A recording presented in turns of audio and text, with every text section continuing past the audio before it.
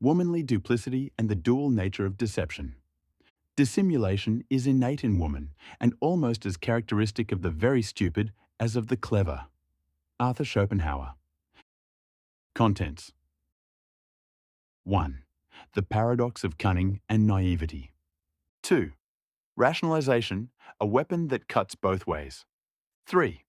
The shifting ground of female loyalty. 4. The mask of beauty and its deceptive power. 5. Closing reflections. 1. The paradox of cunning and naivety. Why are women so manipulative? In human interaction, manipulation is as natural to woman as venom is to a snake.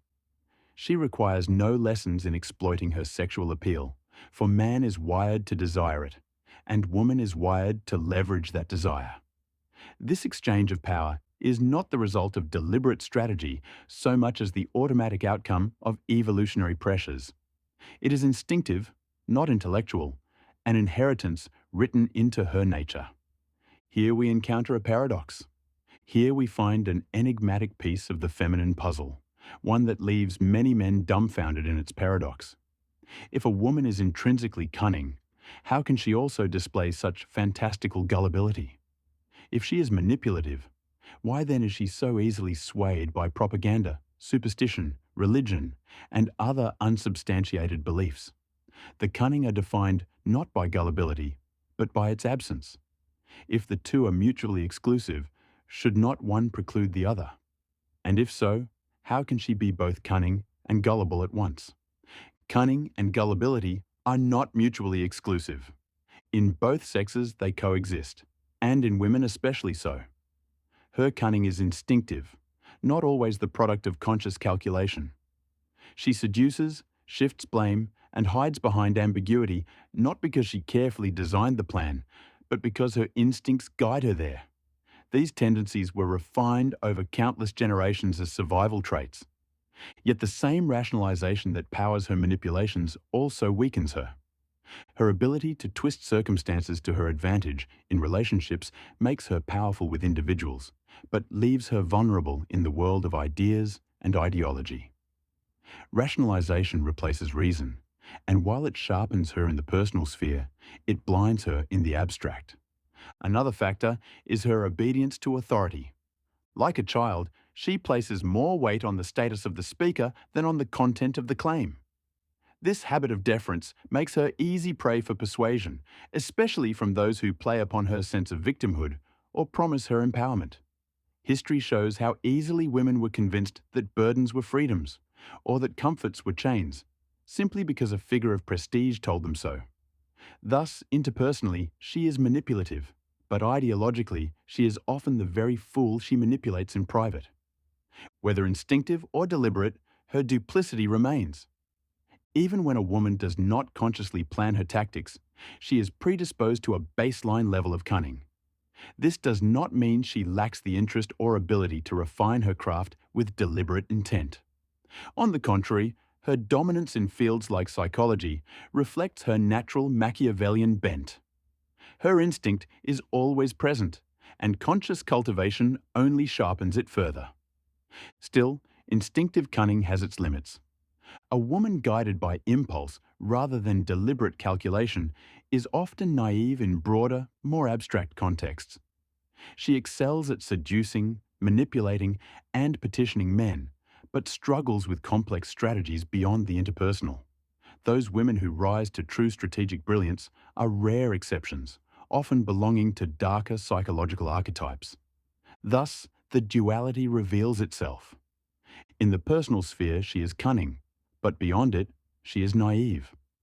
Her emotions dictate her reasoning, and her rationalization ensures she can believe what she wishes rather than what is real. Her need to believe is not weakness alone, but a defining feature of her duplicity. She deceives others while simultaneously deceiving herself. 2. Rationalization, a weapon that cuts both ways. The same faculty that empowers her manipulations also leads her astray. Rationalization. She explains away contradictions bends facts to suit emotion, and reframes events until they justify her choices. This talent gives her power in relationships, but it leaves her vulnerable to greater deceptions outside them.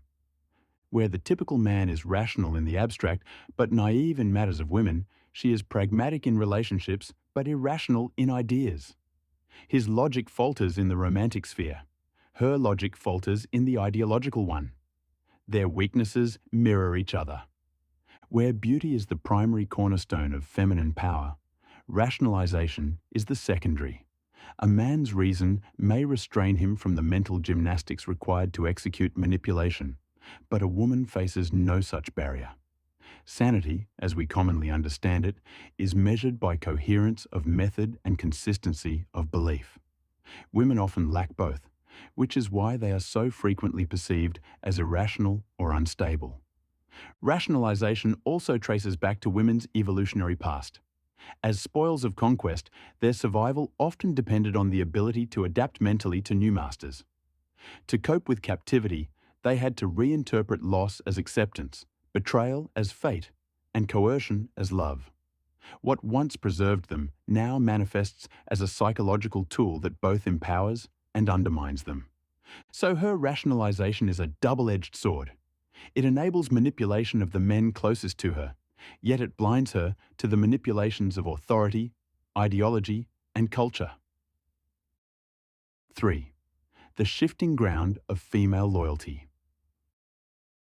Loyalty is the domain of masculine honor. Men hold fast to comrades and principles, enforcing codes with punishment and sacrifice. Women, however, treat loyalty as negotiable, tethered to the winds of opportunity. Where men want their team to win, women simply want to be on the winning team. Men who resemble women in this regard are often marked by a dark triad personality. Her alliances are fluid because her morality is fluid. She will attach herself to whoever holds dominance, and she will abandon without hesitation when that dominance fades. A woman rarely rules out betrayal outright. Instead, she calculates when it will serve her needs. She hedges her bets by playing both sides, betraying whenever it is financially or emotionally convenient. Betrayal is the spark that ignites when a woman abandons one man and adapts herself to another, having judged the former insufficient. Loyalty is the symptom of honor, and honor is inherently masculine. Consider the divorce rates. The majority are initiated by women, a testament to their lack of loyalty. Men often report a light switch effect when relationships end, watching her shift overnight while he continues to mourn. She moves on effortlessly. He struggles with loss. History reinforces this point.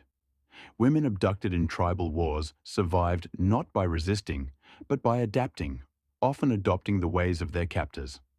Those who clung to loyalty perished, while those who reshaped their allegiance survived. Evolution thus selected for flexible loyalty in women, rewarding betrayal of the weak and obedience to the strong.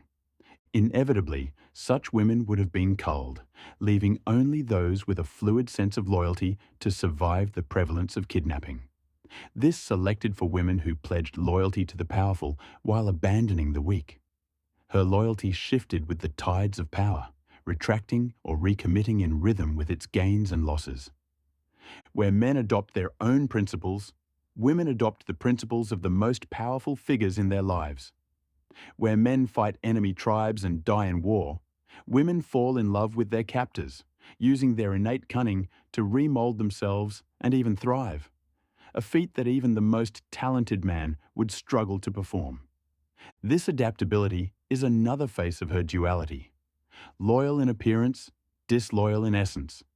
Faithful to the powerful, faithless to the powerless. 4. The mask of beauty and its deceptive power. Beauty is nature's greatest weapon in the female arsenal, a mask that cloaks manipulation in innocence.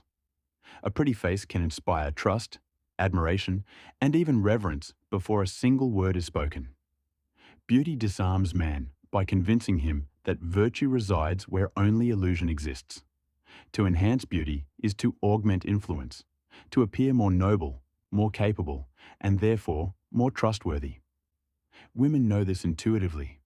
This deception rests on a deep instinct, the tendency to conflate youthful features with goodness.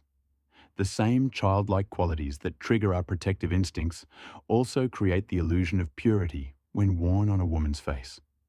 Beauty, therefore, becomes a form of camouflage, making deceit easier and suspicion rarer.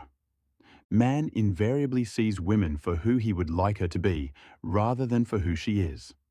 In this flaw of instinct, he perceives virtue as an attendant characteristic of beauty, and by doing so, inflicts upon himself the self-detriment of intersexual naivety. The duplicity of beauty rests on a presumption of innocence granted only to women and children, for beauty conveys virtue through an aesthetic of infantilism. As Tolstoy observed, it is a delusion to equate beauty with goodness. Beauty is therefore feminine rather than masculine in its aesthetic, since handsomeness neither connotes nor confers upon its possessor the same illusion of virtue. Handsomeness lacks the childlike innocence that beauty conveys, the very signal that leads observers to infer virtue. The same visual cues that cause us to believe in the innocence of children lend women's beauty a portion of its power. That power lies not in sexuality itself, but in the conflation of beauty with virtue and the presumption of innocence it creates. This phenomenon underscores women's immaturity relative to men, for greater neoteny is a biological marker of lesser maturity. To conclude, her first concern is appearance, her second is cunning, and both serve the same end. 5. Closing reflections. A woman's desire to remain blameless fuels her cultivation of an innocent visage. Defensively, her primary tool of manipulation is the presumption of innocence. Offensively, it is the seductiveness of her physicality. Both rest upon her beauty, the former to a lesser degree than the latter. Her arsenal includes the feigned tear, the weaponized smile, the refusal to accept blame, and the carefully cultivated aura of victimhood. To understand woman is to recognize these tools and to see through their disguises. This is not counsel to avoid women altogether, but a reminder to engage with them clear-eyed. The duality of woman, cunning and gullible, loyal and disloyal, beautiful and deceptive, must be recognized for what it is. Only then can a man deal with her from a position of strength rather than weakness.